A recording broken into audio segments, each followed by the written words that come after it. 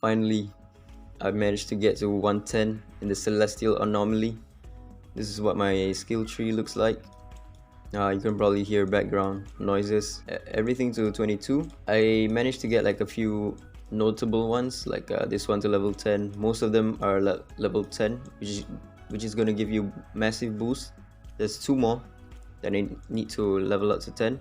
So this is the team that I've been using. I saw a Daddy Free to Play's video on Intisar, and she's doing insane amounts of damage. Basically this team is the same, but I'm power boosting her because I don't have her at R2. So I'm bringing Uday to reset her cooldown so that she can have her skills up at all times. So she's gonna be, her and Yunchuan is going to be the main damage dealer. Elaine is going to be the one to proc the locked on effect on the boss.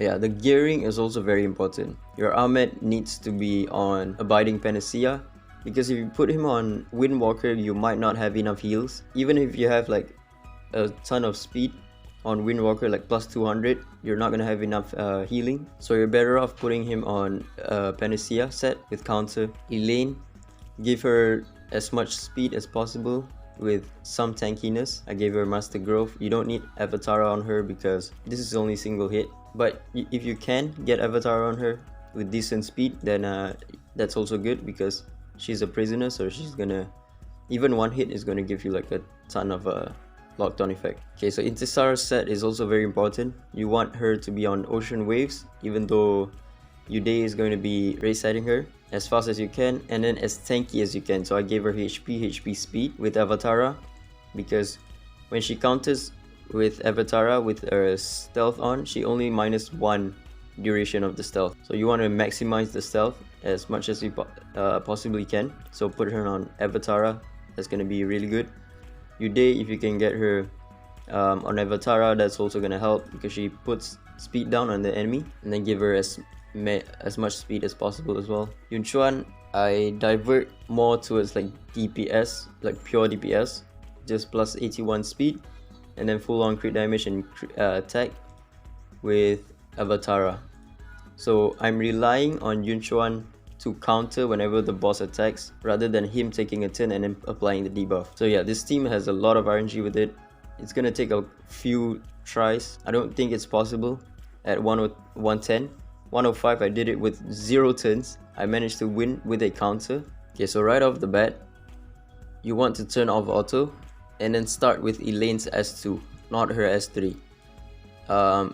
Especially when you don't have her skill ups, because her S2 has 4 turns and then her S3 has 5 turns. Use the S2 first and then S3, and then she procs an Ocean Waves, and then she can get the second skill faster than she would the S3. She can cycle better. So start off with the S2. You just want her for the hit count, not necessarily for the damage. And then Uday, don't use the S3 if it's not necessary. When you have a locked on effect, then only you can use the S3. But for now, just use the S1 so that she can AP push a random ally, and also potentially apply speed down on the boss. For Intisar, use her skills as much as possible. Don't use Ahmed's skill 3 if you don't need to. Yeah, and just use your Elaine skill whenever you get them. But if you have both skills up, make sure to use the second skill first and not the third skill. I typically don't go for the reset if my Intisar still has the S2 up, so I'll just use the S1. Yeah, I got one-shotted. You just need like a ton of luck on this one. Even though my Intisar has HP, she still got one-shotted because the boss didn't land a miss on her. There's a lot of RNG involved with this boss. It's really annoying. And also the turn count is insane. They really need to bump it up. Like, this boss has like, I don't know, 5 million HP, and then we only have 80 turns to clear it. That's absurd. They really need to bump it up. Yeah, this boss almost one-shot me with his first attack, which is just pretty crazy. I'm still not gonna use their Ahmad's S3. Still gonna wait for it for a bit. Yeah, this boss did a 22k damage miss on my Yunchuan. That is just completely absurd. With attack down and miss rate up, and he still does 22k damage. That's stupid. I think I'm gonna do this instead, and then hopefully someone procs a counter, puts him in the lockdown effect. Nope, no one procs a counter. Amazing. During the lockdown phase, you generally don't want to use Ahmed's S3. You want to attack with him so that Yun Chuan can follow up. You want to do as much damage as possible during the lockdown effect, because really the turn count is a major problem. Having only 80 turns is just insanely low. Everyone has the cooldowns up, so I think I'm gonna use the S3 of Uday instead, because I might be able to go. Wow, he's doing 50k on Zora. Okay, so now hopefully we can get the lockdown effect now. Okay, nice. Perfect. Yeah, I only have 38 turns left with 60% left on the boss. That is so stupid, man. I'm just gonna reset her because she's very close to dying. Yeah, I don't think this is possible right now, especially without Mateo and not maxed out skill tree. I'm kind of hard stuck right now at 110. This is only 110. There's 40 floors left.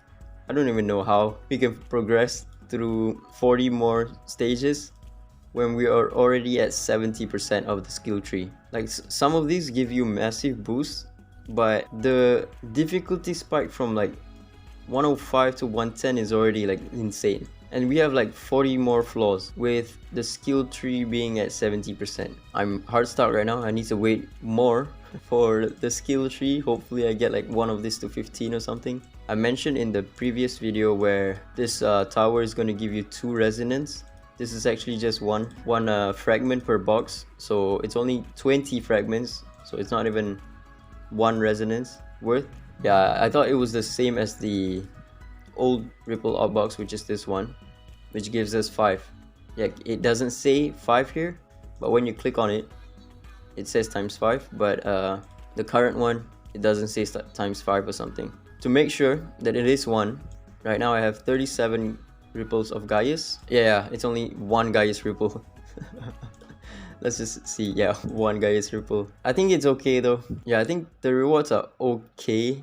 We're getting 1. Maybe this one will rotate out. I'm still not gonna spend my crow marks on him just yet, because he is right now he's pretty garbage. But per tower we're gonna get 20 ripples, which is gonna save you 20 days of the help system, which is okay, I guess. Again, this celestial anomaly thing, you can't really do anything without Mateo unless you sweat super hard. Like this Chimera, don't even bother competing. I got this 25 million on the round 1, and everyone in my bracket has a Mateo.